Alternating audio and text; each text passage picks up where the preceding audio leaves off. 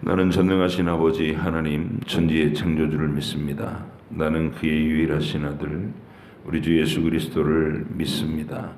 그는 성령으로 잉태되어 동정녀 마리아에게서 나시고 본디오 빌라도에게 고난을 받아 십자가에 못 박혀 죽으시고 장사된 지 사흘 만에 죽은 자 가운데서 다시 살아나셨으며 하늘에 오르시어 전능하신 아버지 하나님 우편에 앉아 계시다가 거기로부터 살아있는 자와 죽은 자를 심판하러 오십니다. 나는 성령을 믿으며 거룩한 공교회와 성도의 교제와 죄를 용서받는 것과 몸의 부활과 영생을 믿습니다. 아멘. 출애굽기 4장부터 7장까지입니다. 본문을 읽으시는 중에 여러분 마음속에 기쁨과 깨달음이 있기를 바랍니다. 모세가 대답하여 이르되 그러나 그들이 나를 믿지 아니하며 내 말을 듣지 아니하고 이르기를 여호와께서 내게 나타나지 아니하셨다 하리이다. 여호와께서 그에게 이르시되 내 손에 있는 것이 무엇이냐? 그가 이르되 지팡이니이다. 여호와께서 이르시되 그것을 땅에 던지라 하시매 곧 땅에 던지니 그것이 뱀이 된지라. 모세가 뱀 앞에서 피하매 여호와께서 모세에게 이르시되 내 손을 내밀어 그 꼬리를 잡으라. 그가 손을 내밀어 그것을 잡으니 그의 손에서 지팡이가 된지라. 이는 그들에게 그들의 조상의 하나님 곧 아브라함의 하나님 이삭의 하나님 야곱의 하나님 여호와가 내게 나타난 줄을 믿게 하려 함이라 하시고 여호와께서 또 그에게 이르시되 내 손을 품에 넣으라 하시매 그가 손을 품에 넣었다가 내어보니 그의 손에 나병이 생겨 눈같이 된지라. 이르시되 내 손을 다시 품에 넣으라 하시매 그가 다시 손을 품에 넣었다가 내어보니 그의 손이 본래의 살로 되돌아왔더라. 여호와께서 이르시되 만일 그들이 너를 믿지 아니하며 그 처음 표적의 표징을 받지 아니하여도 나중 표적의 표징은 믿으리라. 그들이 이 두 이적을 믿지 아니하며 내 말을 듣지 아니하거든 너는 나일 강물을 조금 떠다가 땅에 부으라. 내가 떠온 나일 강물이 땅에서 피가 되리라. 모세가 여호와께 아뢰되 오 주여 나는 본래 말을 잘하지 못하는 자니이다. 주께서 주의 종에게 명령하신 후에도 역시 그러하니 나는 입이 뻣뻣하고 혀가 둔한 자니이다. 여호와께서 그에게 이르시되 누가 사람의 입을 지었느냐? 누가 말 못하는 자나 못 듣는 자나 눈 밝은 자나 맹인이 되게 하였느냐? 나 여호와가 아니냐? 이제 가라. 내가 내 입과 함께 있어서 할 말을 가르치리라. 모세가 이르되 오 주여 보낼 만한 자를 보내소서. 여호와께서 모세를 향하여 노하여 이르시되 레위 사람 내 형 아론이 있지 아니하냐? 그가 말 잘하는 것을 내가 아노라. 그가 너를 만나러 나오나니 그가 너를 볼 때에 그의 마음에 기쁨이 있을 것이라. 너는 그에게 말하고 그의 입에 할 말을 주라. 내가 내 입과 그의 입에 함께 있어서 너희들이 행할 일을 가르치리라. 그가 너를 대신하여 백성에게 말할 것이니 그는 내 입을 대신할 것이요 너는 그에게 하나님같이 되리라. 너는 이 지팡이를 손에 잡고 이것으로 이적을 행할지니라. 모세가 그의 장인 이드로에게로 돌아가서 그에게 이르되 내가 애굽에 있는 내 형제들에게로 돌아가서 그들이 아직 살아있는지 알아보려 하오니 나로 가게 하소서. 이드로가 모세에게 평안히 가라 하니라. 여호와께서 미디안에서 모세에게 이르시되 애굽으로 돌아가라. 내 목숨을 노리던 자가 다 죽었느니라.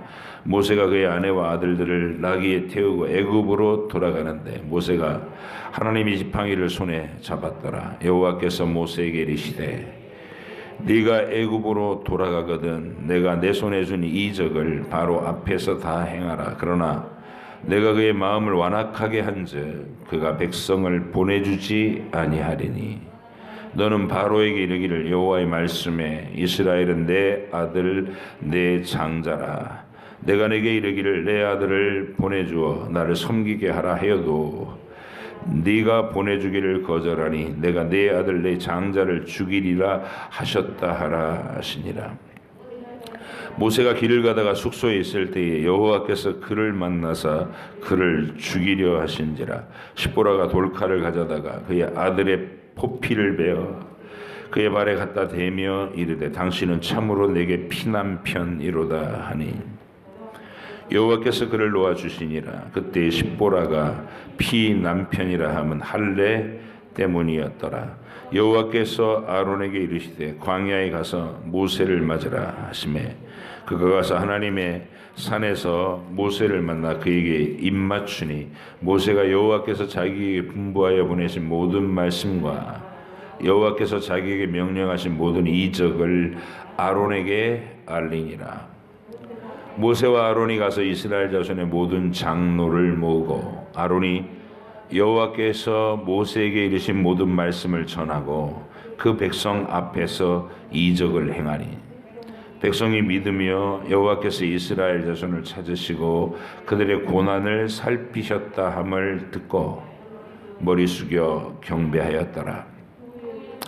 그 후에 모세와 아론이 바로에게 가서 이르되 이스라엘의 하나님 여호와께서 이렇게 말씀하시기를 내 백성을 보내라. 그러면 그들이 광야에서 내 앞에 절기를 지킬 것이니라 하셨나이다. 바로가 이르되 여호와가 누구이기에 내가 그의 목소리를 듣고 이스라엘을 보내겠느냐. 나는 여호와를 알지 못하니 이스라엘을 보내지 아니하리라. 그들이 이르되 히브리인의 하나님이 우리에게 나타나셨은즉 우리가 광야로 사흘길쯤 가서 우리 하나님 여호와께 제사를 드리려 하오니 가도록 허락하소서. 여호와께서 전염병이나 칼로 우리를 치실까 두려워하나이다. 애굽 왕이 그들에게 이르되 모세와 아론아 너희가 어찌하여 백성의 노역을 쉬게 하려느냐. 가서 너희의 노역이나 하라.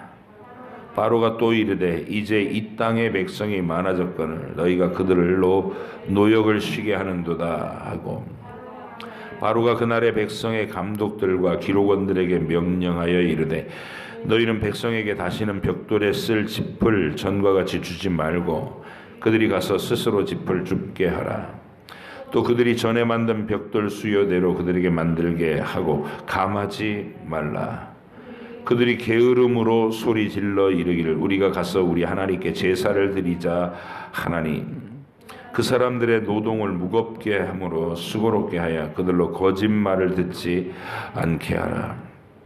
백성의 감독들과 기록원들이 나가서 백성에게 말하여 이르되 바로가 이렇게 말하기를 내가 너희에게 짚을 주지 아니하리니 너희는 짚을 찾을 곳으로 가서 주우라. 그러나 너희 일은 조금도 감하지 아니하리라 하셨느니라.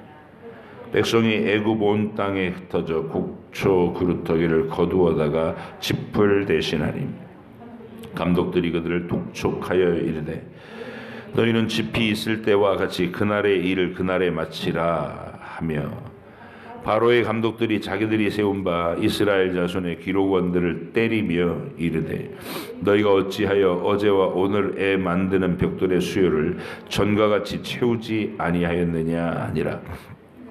이스라엘 자손의 기록원들이 가서 바로에게 호소하여 이르되 왕은 어찌하여 당신의 종들에게 이같이 하시나이까. 당신의 종들에게 짚을 주지 아니하고 그들이 우리에게 벽돌을 만들라 하나이다. 당신의 종들이 매를 맞사오니 이는 당신의 백성의 죄니이다. 바로가 이르되 너희가 게으르다. 그러므로 너희가 이르기를 우리가 가서 여호와께 제사를 드리자 하는도다. 이제 가서 일하라. 짚은 너희에게 주지 않을지라도 벽돌은 너희가 수량대로 바칠지니라. 기록하는 일을 맡은 이스라엘 자손들이 너희가 매일 만드는 벽돌을 조금도 감하지 못하리라 함을 듣고 화가 몸에 미친 줄 알고 그들이 바로를 떠나 나올 때에 모세와 아론이 길에 서 있는 것을 보고 그들에게 이르되 너희가 우리를 바로의 눈과 그의 신하의 눈에 미운 것이 되게 하고 그들의 손에 칼을 주어 우리를 죽이게 하는도다. 여호와는 너희를 살피시고 판단하시기를 원하노라. 모세가 여호와께 돌아와서 아뢰되 주여 어찌하여 이 백성이 학대를 당하게 하셨나이까. 어찌하여 나를 보내셨나이까. 내가 바로에게 들어가서 주의 이름으로 말한 후부터 그가 이 백성을 더 학대하여 주께서도 주의 백성을 구원하지 아니하시나이다. 여호와께서 모세에게 이르시되 이제 내가 바로에게 하는 일을 네가 보리라. 강한 손으로 말미암아 바로가 그들을 보내리라. 강한 손으로 말미암아 바로가 그들을 그의 땅에서 쫓아내리라. 하나님이 모세에게 말씀하여 이르시되 나는 여호와이니라. 내가 아브라함과 이삭과 야곱에게 전능의 하나님으로 나타났으나 나의 이름을 여호와로는 그들에게 알리지 아니하였고 가나안 땅 곧 그들이 거류하는 땅을 그들에게 주기로 그들과 언약하였더니 이제 애굽 사람이 종으로 삼은 이스라엘 자손의 신음소리를 내가 듣고 나의 언약을 기억하노라. 그러므로 이스라엘 자손에게 말하기를 나는 여호와라. 내가 애굽 사람의 무거운 짐 밑에서 너희를 빼내며 그들의 노역에서 너희를 건지며 편팔과 여러 큰 심판들로서 너희를 속량하여 너희를 내 백성으로 삼고 나는 너희의 하나님이 되리니 나는 애굽 사람의 무거운 짐 밑에서 너희를 빼낸 너희의 하나님 여호와인 줄 너희가 알지라. 내가 아브라함과 이삭과 야곱에게 주기로 맹세한 땅으로 너희를 인도하고 그 땅을 너희에게 주어 기업을 삼게 하리라. 나는 여호와라 하셨다 하라. 모세가 이와 같이 이스라엘 자손에게 전하나 그들의 마음의 상함과 가혹한 노역으로 말미암아 모세의 말을 듣지 아니하였더라. 여호와께서 모세에게 말씀하여 이르시되 들어가서 애굽 왕 바로에게 말하여 이스라엘 자손을 그 땅에서 내보내게 하라.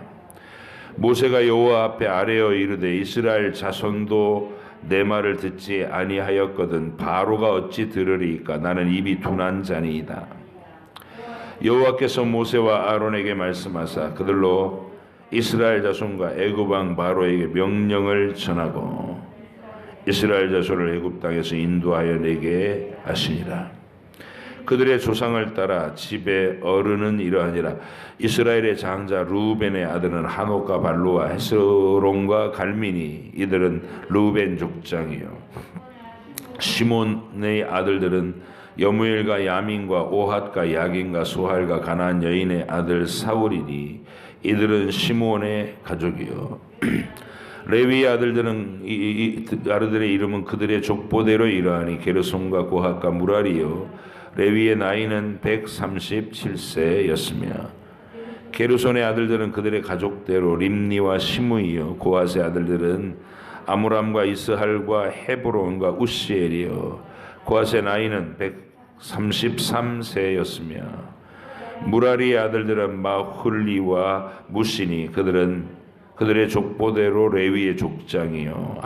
아므람은 그들의 아버지의 누이 요게벳을 아내로 맞이하였고 그는 아론과 모세를 낳았으며 아므람의 나이는 137세였으며 이스라엘의 아들들은 고라와 네벡과 시그리요. 우시엘의 아들들은 미사엘과 엘사반과 시드리요. 아론은 암미나답의 딸 나손의 누이 엘리세바를 아내로 맞이하였고 그는 나답과 아비후와 엘르아살과 이다마를 낳았으며 고라의 아들들은 아실과 엘가나와 아비아삽이니 이들은 고라 사람의 족장이요. 아론의 아들 엘르아살은 부디엘의 딸 중에서 아내를 맞이하였고 그는 비느하스를 낳았으니 이들은 레위 사람의 조상을 따라 가족의 어른들이라.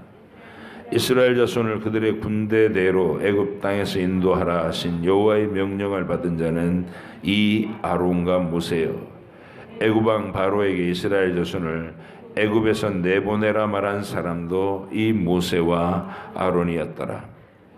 여호와께서 애굽 땅에서 모세에게 말씀하시던 날에 여호와께서 모세에게 말씀하여 이르시되 나는 여호와라. 내가 내게 이르는 바를 너는 애굽 왕 바로에게 다 말하라. 모세가 여호와 앞에서 아뢰되 나는 입이 둔한 자이오니 바로가 어찌 나의 말을 들으리이까. 여호와께서 모세에게 이르시되 볼지어다 내가 너를 바로에게 신같이 되게 하였은즉 내 형 아론은 내 대언자가 되리니 내가 내게 명령한 바를 너는 내 형 아론에게 말하고 그는 바로에게 말하여 그에게 이스라엘 자손을 그 땅에서 내보내게 할지니라. 내가 바로의 마음을 완악하게 하고 내 표징과 내 이적을 애굽 땅에 많이 행할 것이나 바로가 너희 말을 듣지 아니할 터인즉 내가 내 손을 애굽에 뻗쳐 여러 큰 심판을 내리고 내 군대 내 백성 이스라엘 자손을 그 땅에서 인도하여 낼지라.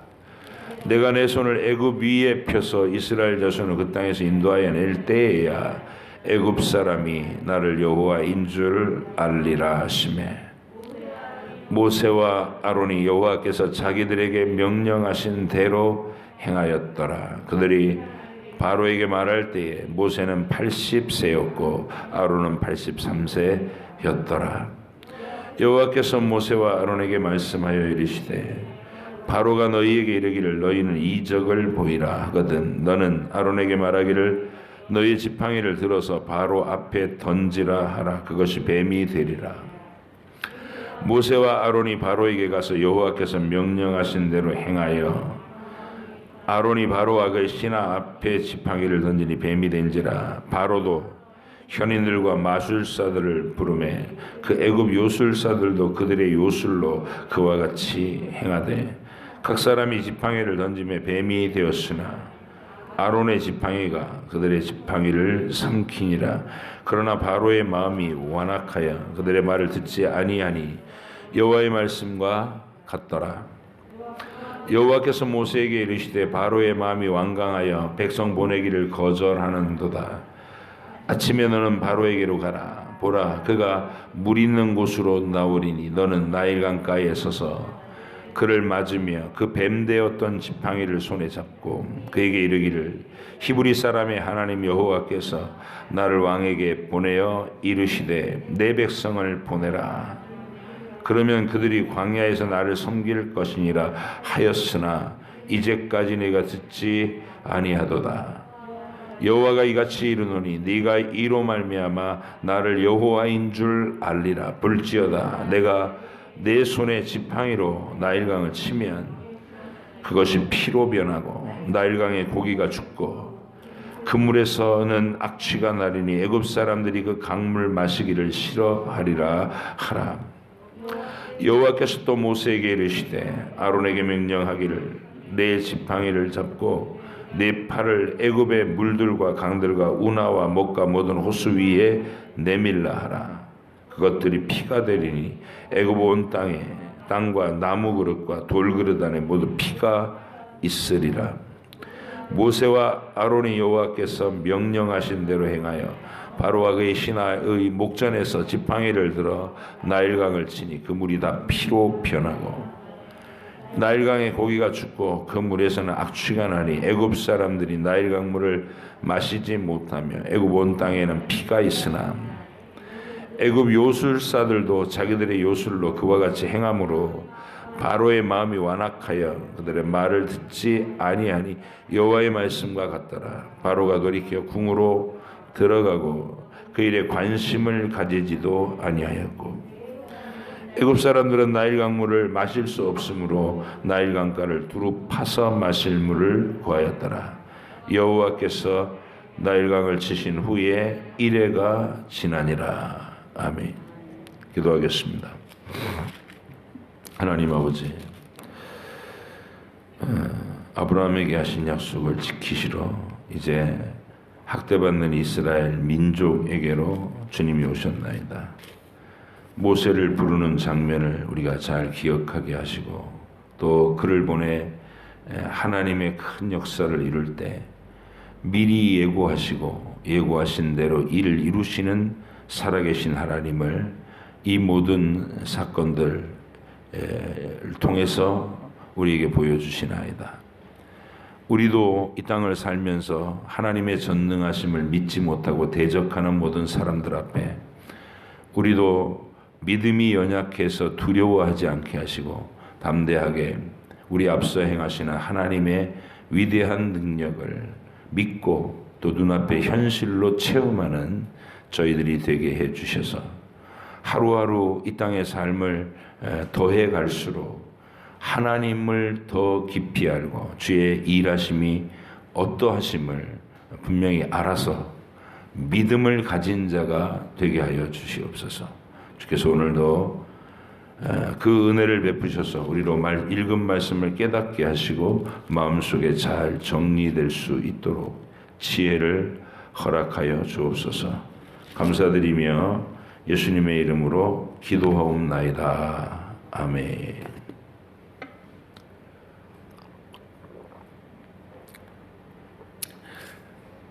모세를 준비하시는 하나님에게 출애굽 시작하자마자 중보자를 세우시는 하나님입니다. 모세의 가장 중요한 역할은 하나님과 죄인들 사이에서 장차 하나님의 아들이 세상에 오셨을 때 행하실 그 중재자, 중보자, 그 역할을 눈앞의 현실의 상징으로 보여주는 그런 걸 예표라고 합니다. 예표, 그리스도의 예표. 하나님이 모세를 그 역할로 택하셨어요. 근데 모세는 어렸을 때 그 탄생과 출생과 성장 과정에서 하나님의 특별한 기적이 있었죠. 먼저 가장 혹독한 시간에 태어난 아이.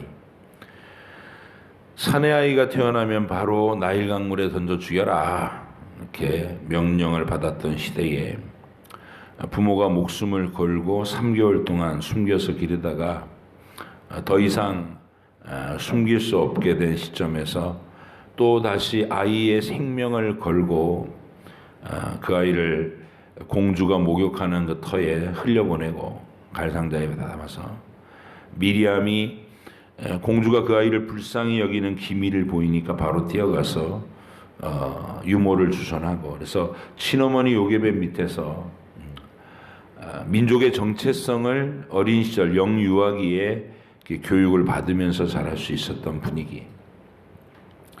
신부는 애굽 공주의 아들, 양아들로 왕자 신분이죠. 왕자 신분인데 자기의 정체성은 히브리인이다. 학대받는 노예로서의 자기 동족이 거기 있고 자기는 애굽의 왕자로 편하게 살고 있는 거예요. 그리고 이제 40살이 됐을 때 이 모세의 마음속에 그 자아가 분열될 거 아니에요. 내가 애굽 왕자로서 편하게 살 거냐, 내 동족이 고생하는 저걸 어떻게 할 거냐 할 때 큰 뜻을 품습니다. 내 민족의 편에 서리라. 그래서 이제 자기 민족의 사람들을 하나로 묶어서 뭐 독립운동을 하든 이래야 될 거 아닙니까?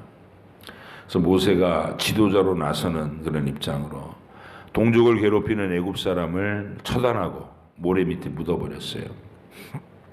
그렇게 행동하면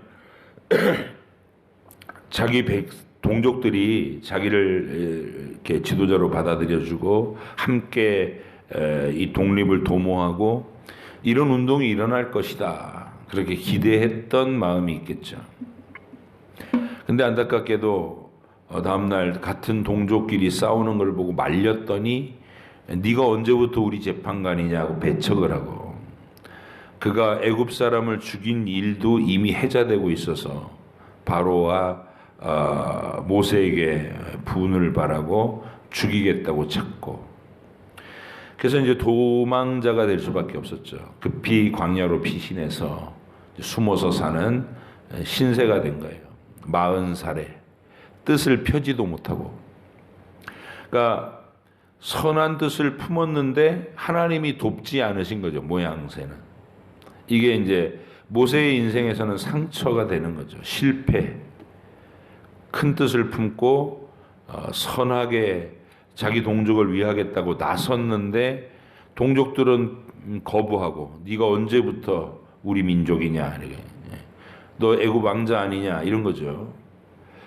그리고 하나님은 가만히 계셨어요. 그때는.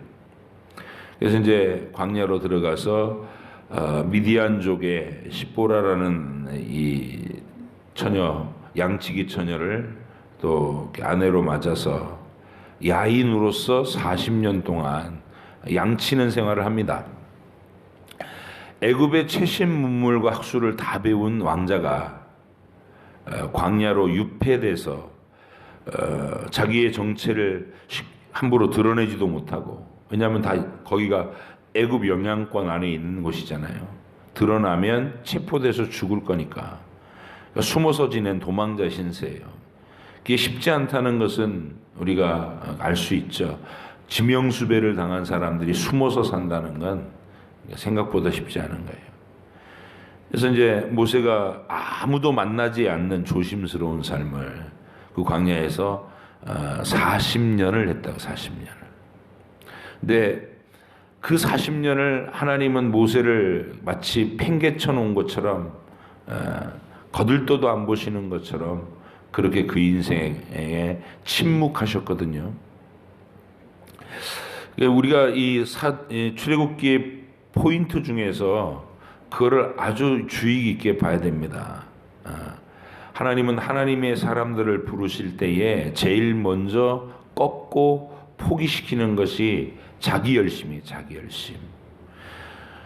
사라와 아브라함이 하나님이 네 몸에서 태어날 아이가 언약의 계승자다 이렇게 얘기했다고, 이렇게 사라 입장에서 당신 한 살이라도 더 젊었을 적에 하나님의 뜻을 이루어야 되지 않겠어요? 이러면서 하갈을, 그것도 사라의 자기 희생이죠. 자기 양보고. 그래서 하갈을 아브라함의 첩으로 줘서 아들을 낳게 한 거예요. 이스마엘을 낳았어요. 또 아브라함은 그 이스마엘이 하나님 앞에서 약속을 지킨 것으로 생각하면서 13년간이나 살았다고요. 이삭 낳게 해주겠다. 100살에 내년에 이삭 태어나게 해주겠다. 이렇게 얘기했더니 여기 이스마엘이나 잘 살게 해주십시오. 이렇게 얘기해요. 하나님이 그거 아니다라고 얘기하는 게, 거절하시는 게 이삭 태어나게 하는 거예요. 불가능한 현실에서. 고백도 생식기를 자르는 고백을 새긴 다음에. 그러니까 철저하게 구원은 너희들의 능력에서 나오는 게 아니다. 네가 노력해서 이루는 것이 구원이 아니다. 이거를 각인시키시는 거예요. 모세의 인생에서도 그 사건이 분명히 나타난 겁니다. 막 내가 독립운동을 시켜야지, 내가 내 민족을 사랑하니까 막 이러면서 뭔가를 하려고 했어요. 애굽 사람도 쳐 죽이고 막 싸우는 동족을 중재하기도 하고 막 이러려고 했는데 수포로 돌아가게, 오히려 그것이 자기를 공격하는 일이 되게, 실패자가 되게 하신 하나님.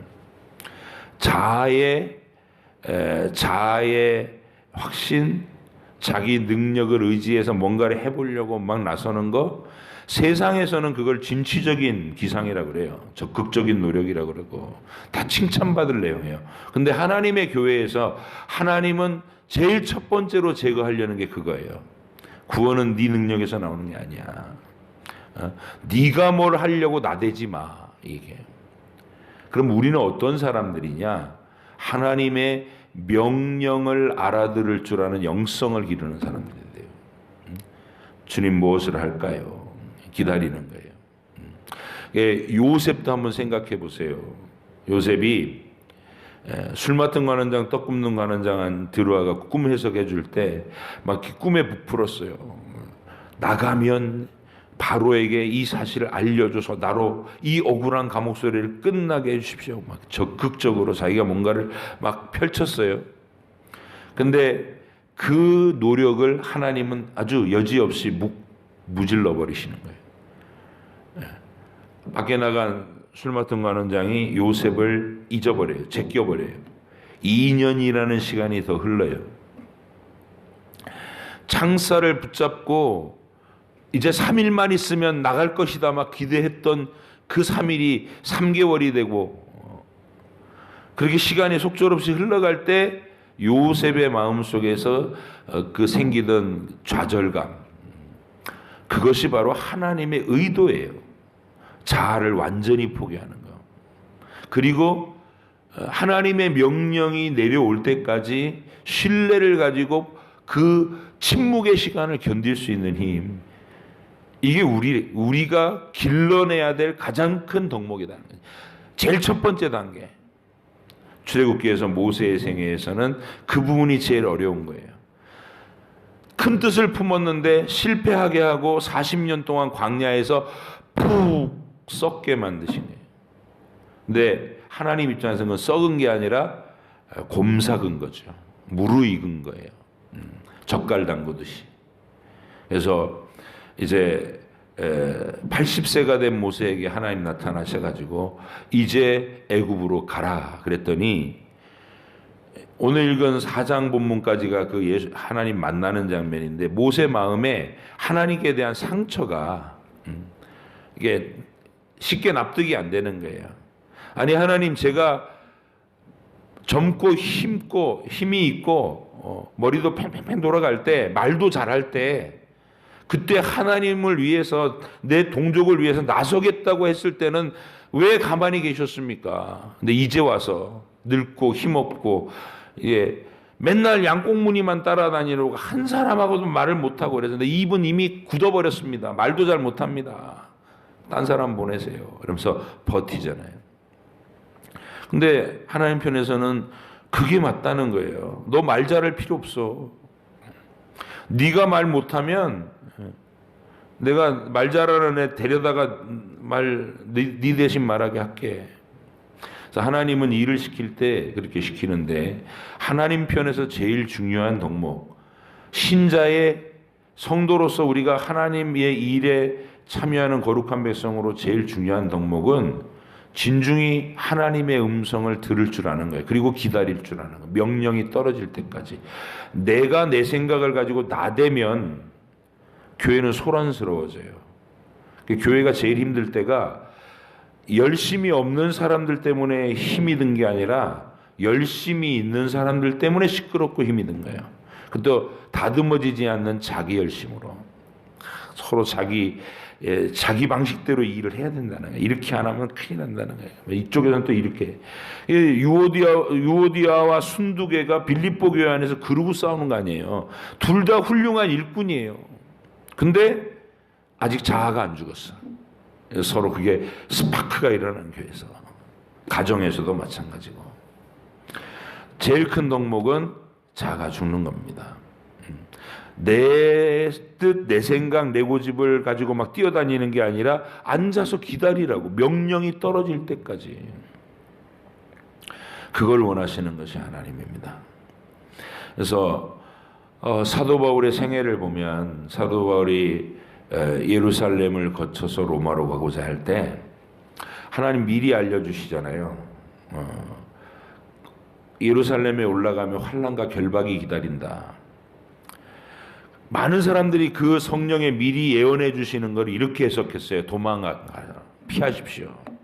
예루살렘에 가면 결박돼서 죄수의 신분으로 구금될 거라고 합니다.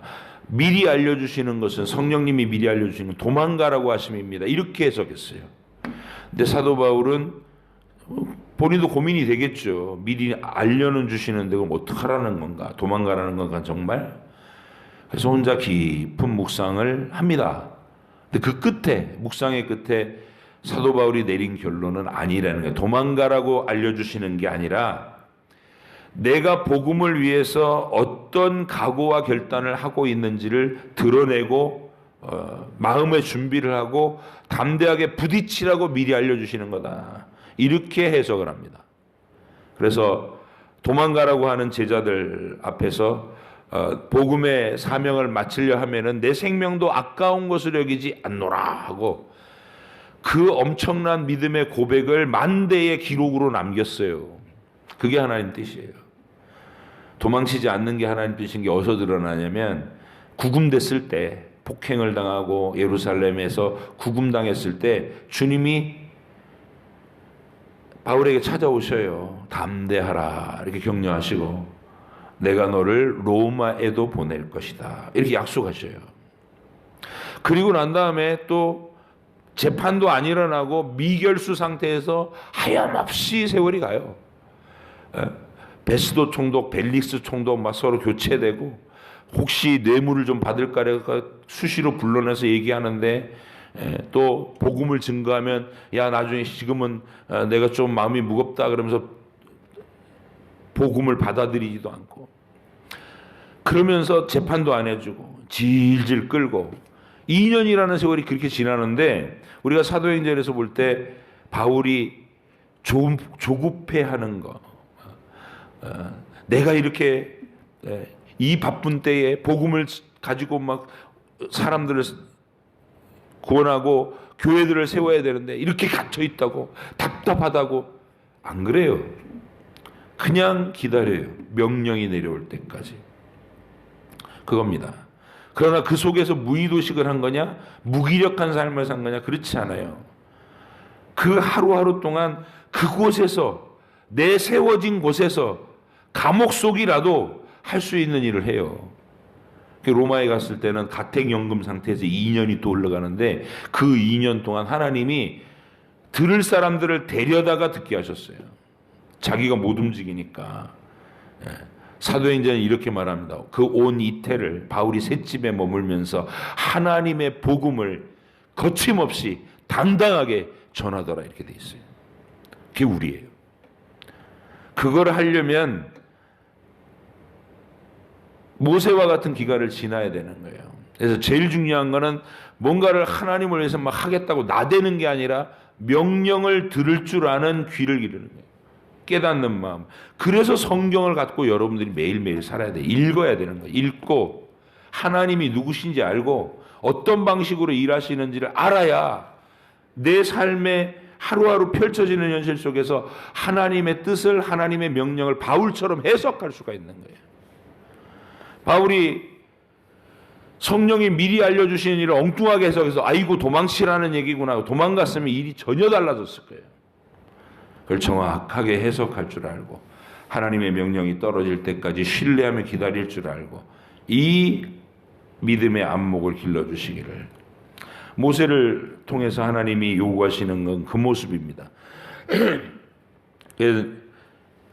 애굽으로 십보라와 아이들을 데리고 내려가는 길에 갑자기 느닷없이 하나님이 모세를 죽이려고 하는데 그 이유는 모세가 그 40년 동안 십보라의 반대로 아들들의 할례를 행하지 못한 거예요. 하나님의 언약의 핵심부. 우리의 능력으로는 구원이 이루어질 수 없습니다. 이 고백을 몸에 새기라는 건데 마음의 할례는 했을지라도 몸에는 못 새겼어요. 왜냐하면 십보라가 반대한 것 같아요. 그러니까 십보라 보는 앞에서 모세를 하나님이 어떤 방식으로인지 알 수 없지만 거의 뭐 열이 펄펄 끓으면서 죽어가는 십보라가 아들들을 그 자리에서 할례해갖고 던졌더니 모세가 살아났다. 그 장면도 굉장히 중요한 장면입니다. 하나님 앞에서 미진한 자기 고백을 완성하고 하나님 앞에 서는 거. 그리고 하나님은 모세에게 미리 하실 일을 다 브리핑해 주세요. 미리. 내가 이렇게 할 것이고 상황은 이렇게 진행될 것이다. 선포해라. 그러면 이제 모세가 선포하면 바로가 뭐 처음부터 호락호락 안에 보내주지 않을 것이다. 알았어요. 그런데 백성들은 당황해하고 상황이 막 지푸라기를 주지 않고 벽돌 숫자는 똑같이 찍어내라고 그러고 막 때리고 그러니까 자기들한테 무슨 재앙이 임한 것처럼 구원의 소식이 임했는데 마치 재난이 닥친 것처럼 막 당황해하고 원망하고 그럽니다. 하나님이 우리를 흑암의 세력에서 건져주실 때 누군가를 전도해서 하나님의 교회로 불러낼 때 그 사람들에게 일어나는 일이 딱 그래요. 분란이 일어납니다. 누군가가 예수님을 제대로 믿기로 결단을 하면 그 속에 방해하는 위협이 와요. 부모들이 막 반대를 한다든지 막 친구들이 갑자기 연락도 없던 친구들이 맨날 주일마다 전화 와서 불러낸다든지 방해가 있어요. 아니면은 갑자기 뭐 사고가 나서 다친다든지. 그러니까 이런 영적 공격을 예상해 볼 수 있는 거예요. 하나님이 모세를 통해서 이스라엘 백성들에게 바로의 그 압제 아래서 그들을 건져주시려고 시작한 그 일에 분란이 일어나죠. 근데 하나님의 능력을 선포하면서 그것들을 제압해 나가는 큰 능력을 보이면서 하나님의 이 구원 드라마를 완성시킬 거예요.